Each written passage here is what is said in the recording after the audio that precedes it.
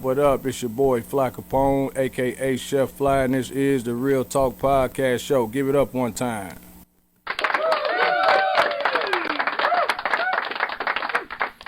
What's up? It's your favorite girl, Mimi. Give it up 2 times.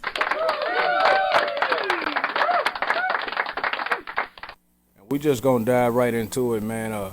OTF Vonnie's father's been speaking out, man, allegedly saying that the situation with King Von is a backdoor, which we all kind of already knew that, saying that OTF Vonnie was the setup guy allegedly behind the situation, and we all know that they saying that Lil Durk has something to do with it as well. And I mean, you know what OTF Vonnie father was saying makes clearly sense to me. You know what I mean? It just, once I saw that interview, I was like, damn.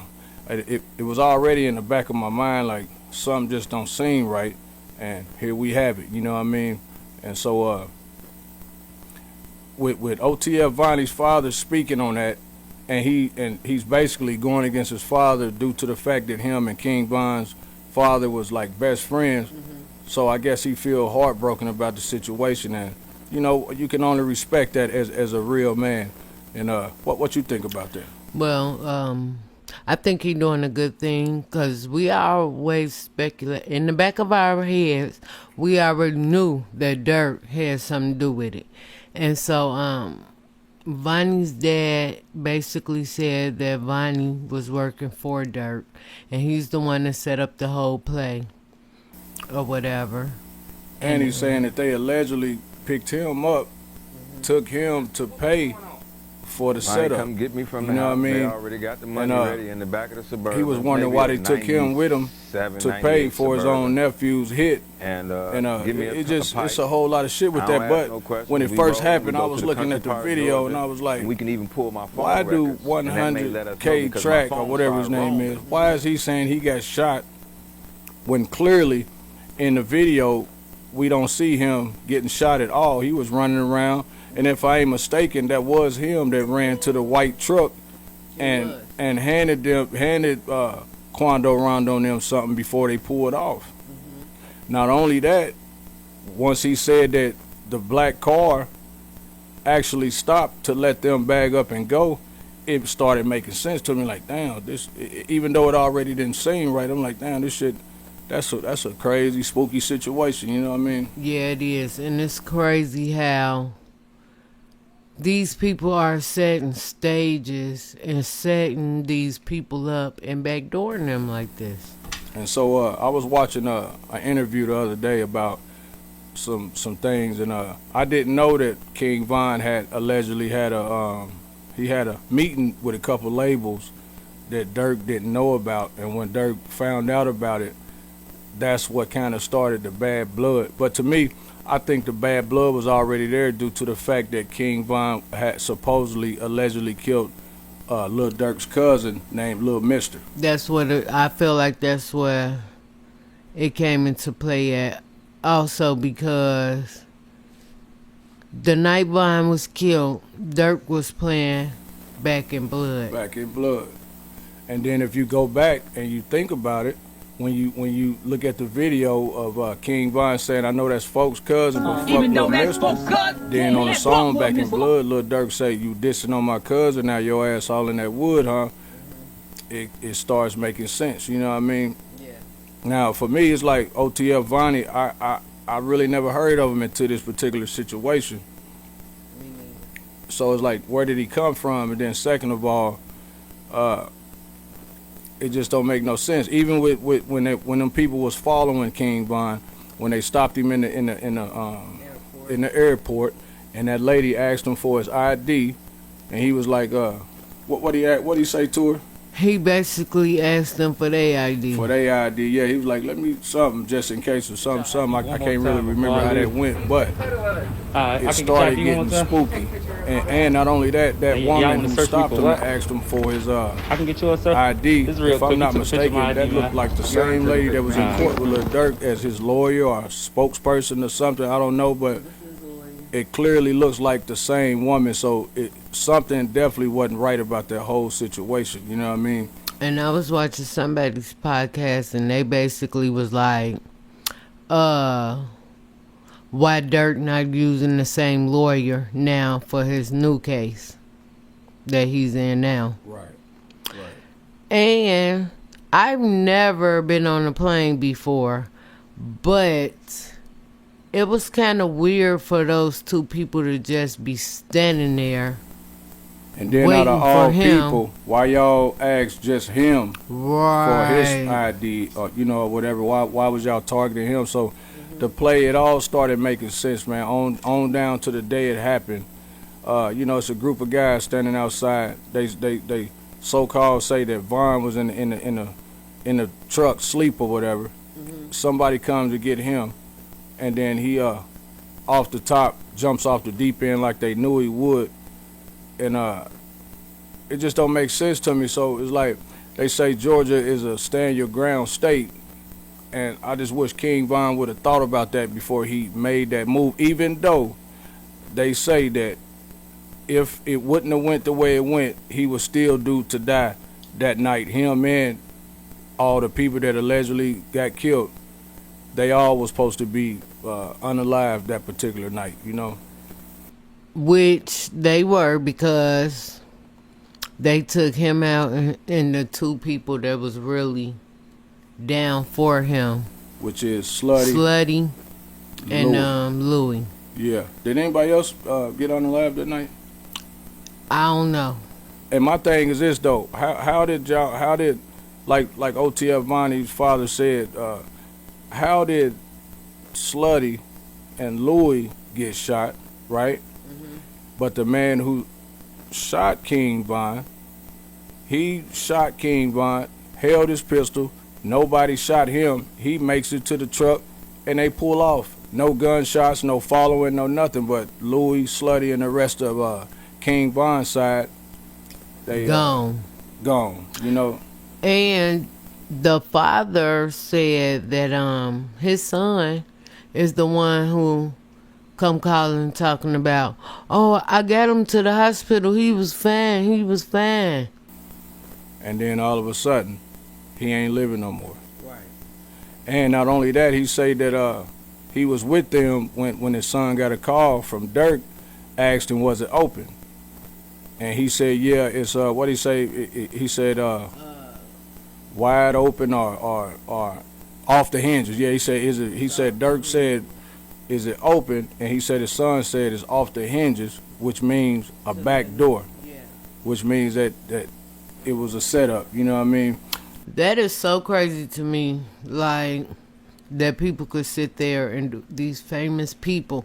Now, Dirk, ain't nobody about to be cool with you no more. And I used to like Dirk, man. You was one of my favorite rappers, man. But, when you do your people like that, man, I done lost all respect for you, Lil Durk, because like I really don't know the true reasoning or cause behind what you did. Like OTF Vonnie's father said, Dirk couldn't have been the only say so in that. Like it had to come from the higher ups. You know what I mean? Like either you gonna do this or we gonna do that. So it was a lot of things on the line, but still, man. I think they might have told him. Well, everybody been feeling like Dirk been sacrificing people for a long time, so. At the end of the day, I believe he have. I mean, I believe they all have. He just knew he had to get rid of Vine so he could try to get off that case. But look how God worked. Turn around and caught another case. You done turned around and caught another one. And now look, you in there for all the situations that you in there for, might not make it out. You know what I mean? On top of that, like OTF Vonnie's father said that Pabs, Lil Pabs, or whoever that particular person was who got killed, that had to come from an inside job to tie up some loose ends Then he say Duty Low got something about Duty Low and how they playing this game, setting up everything to make it seem like it's different people, but they all working together. Like it's kind of scary and spooky, man. Even throwing NBA YoungBoy allegedly in there. I think it was his NBA YoungBoy birthday or something that night, or some particular thing like that or whatever. I ain't really sure. But yeah, it's a lot to that, man. You know, I just wanted to speak on that because after seeing OTF Vonnie's father speak out and definitely going against his father, and it seemed like he's speaking genuinely from the heart, and he's a Muslim brother.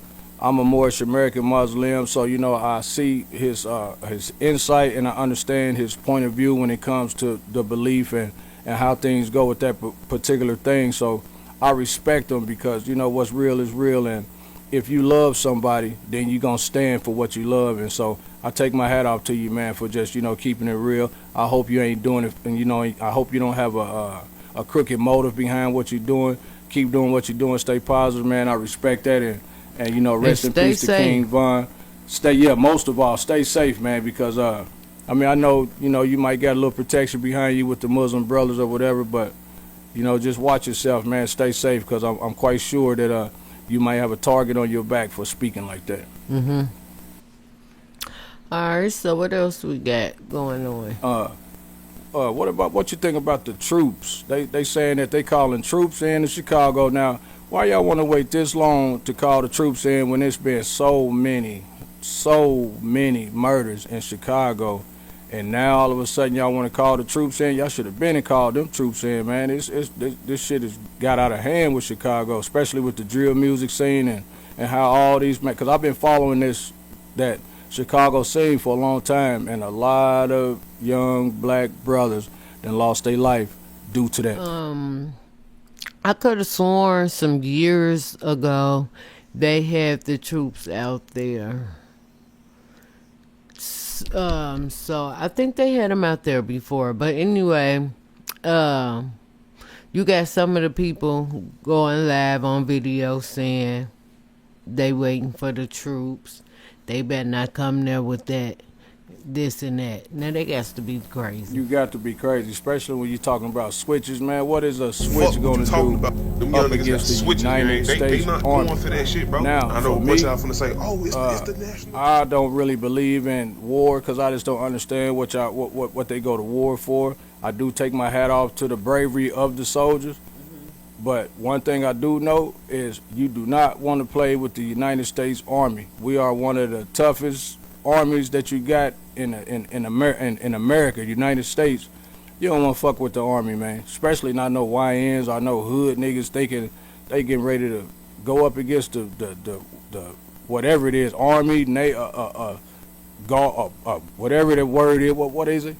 What they say they are, the Army troops or whatever it is, man. You don't want to play with them like that, man. You don't stand a chance.